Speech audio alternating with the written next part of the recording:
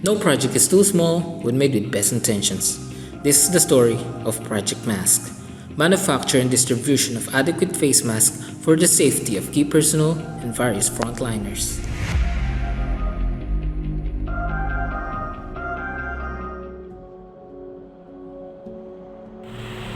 Ano po ang naging epekto sa inyo ng pandemya? Nawalan po ako ng trabaho kasi noon po kasi cashier po ako sa Capitol. Nagka-COVID yun, natin.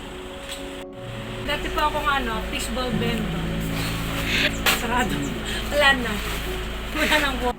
Mahirap. Hapo. Hapo. In a time when reported COVID-19 cases are continuously increasing and people are losing jobs while fearing for their lives, Project Mask came to help families survive.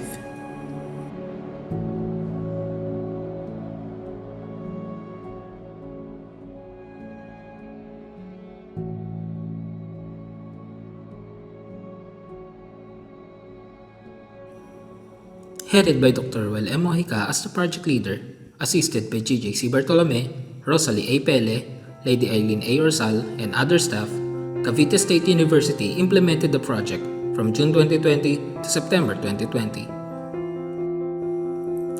Aside from Commission of Higher Education, the funding agency, the team worked with CVSC Sikat Campus, God's Will Neighborhood Association in Gawad Kalinga, Rosario Cavite, local tailors in the production of masks, and the local government unit of Indang and other organizations for the safe distribution of the said outputs.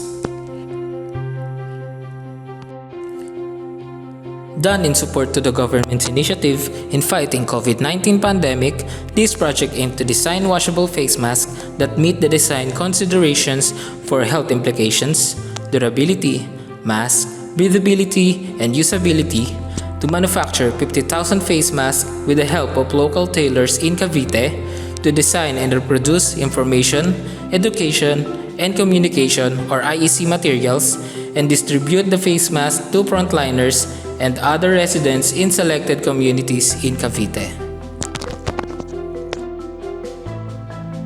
To effectively implement the project in a limited time, it utilized 6 C's to fight against one. First is a conceptualization. More strategic measures were planned to ensure effective implementation even with strict quarantine protocols last 2020. A memorandum of agreement was signed between CVSU and CHED signifying the commitment of both parties to join hands in carrying out the mission of the project. Next is the consultation.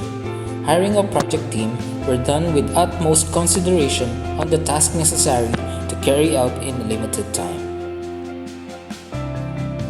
Recruitment of a total of 36 tailors coming from various municipalities was done to produce a target output.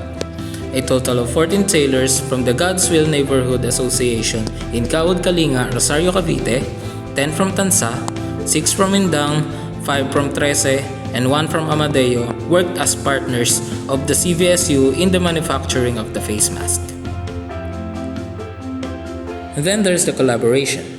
After the production of the face mask, collaboration with a local laundry shop was done to ensure the sanitation and the disinfection.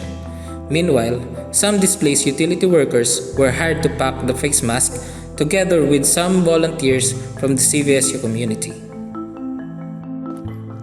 Then there's communication. Information is essential to spread awareness and increase engagement. Aside from a social media page managed to disseminate information, an IEC material was produced and included in every pack of the face mask. Last is a continuous efforts. Distribution of face masks was facilitated in partnership with the local government unit of Indang Cavite and other sectors who benefited from the project. Frontliners include not only government officials but also police officers and teachers. From a target of 50,000, the project was able to produce more than 70,000 face masks, giving additional protection against COVID-19 to more community members. In addition, The jobs generated through the project did not only sustain the beneficiaries for 3 months, but have also contributed in their growth as a tailor. The income they got was utilized to further improve their livelihood and other resources. The project may just lasted for 3 months, but the impact of it to the community and to the beneficiaries have come a long way. Michael Presente has bought a new cutting machine, and his association with Project Mask led him to secure another project of 2,000 face masks with the CVSU Gender and Development Resource Center. The money he was able to save from the 2 consecutive projects was a big contribution to the funds for their intimate wedding last August 21, 2021. Maria Presente, on the other hand, was able to buy a new sewing machine that enhanced the productivity of their family's business. Aside from being able to help other co-tailors, Judy Laurete was able to buy a new mobile phone that her daughter now uses for the online learning. Ana Dia Dominguez, a locally stranded individual, used the money to return to Iloilo province since their store near a school was closed due to the pandemic. She is now living happily with her family while doing backyard gardening in their hometown. Aurea de Lara was able to fix her kitchen sink. Siblings Mamerta, Emma, Marites, and Nelisa D are now able to sustain their simple piggery that also serves a source of income for their family. Indeed, Mask has not only provided additional protection against the virus, but it even became a ray of hope for many amidst the pandemic.